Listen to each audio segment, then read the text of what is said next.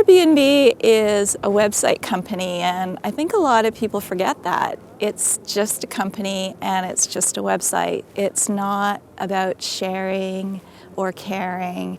It's about making money. And the way that it does that, it doesn't have any inventory of its own. It uses residential housing in all of the cities that it operates in and uses that as its inventory. So basically, it's making money off of cities' assets. And it's good at it. It's worth $31 billion. And a few ad campaigns, and they've got everybody thinking that by staying in residential housing that doesn't belong to them, they can belong anywhere. The trouble is tourists who want to live like a local around the world are displacing locals who want to live like a local. What's happening is more and more landlords in small apartments, basement suites, laneway homes, the smaller spaces, are discovering that by using this website, they can charge 3 or 4 times the market rate, bring in tourists who are willing to pay that amount, and that is having a chain reaction where it's causing rents in residential areas to go up, because then other landlords are looking around and going, look at the money that I'm missing out on. And the people who are responsible are the citizens themselves, the house owners in Vancouver and other places that are selling out. Basically, they're choosing the dollars of tourists over the wages of local people.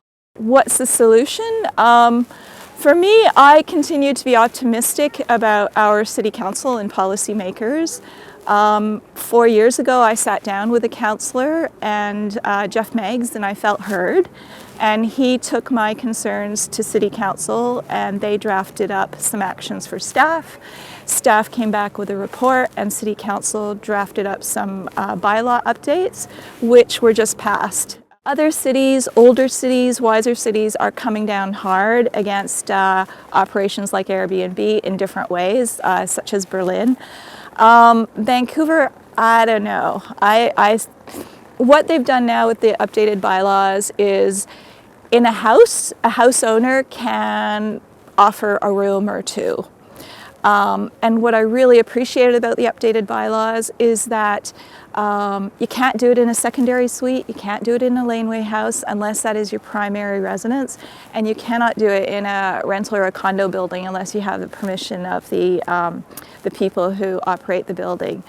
So I think it's going to be kind of a slow boil for us rather than a big hammer. The City of Vancouver is vying for a challenge. It's federally sponsored, and it's called the Smart Cities Challenge. And the city is partnering with the City of Surrey. And they have a forum where if you go to this website, you can enter an idea. And the winning idea, the winning city, gets $50 million. So the question is, how can we combine our needs for housing with digital technology? So here's my idea. Is kind of like residential parking permits. You pay your money, you get a permit, you display that decal on your windshield. I would like to see the city, when they issue a permit to an Airbnb permitted operator, that they have to display that permit with the permit number on their door or window. And that sticker will also have a scannable QR code that you could read with a mobile phone. And anybody could go up to it and learn about the property. So a neighbor could find out, what's going on. A city official could check it out instantly with their mobile phone. And it actually could even be a marketing value-added thing where if you're a tourist walking the street and you see one of these decals, you go, oh, that's an Airbnb or whatever. And it's like, oh, I wonder if they take dogs, or I wonder if they're kid-friendly, or I wonder if it's wheelchair accessible. And your scanned information could tell you all that. So I think it's a super simple technological way to create accountability and transparency in a community.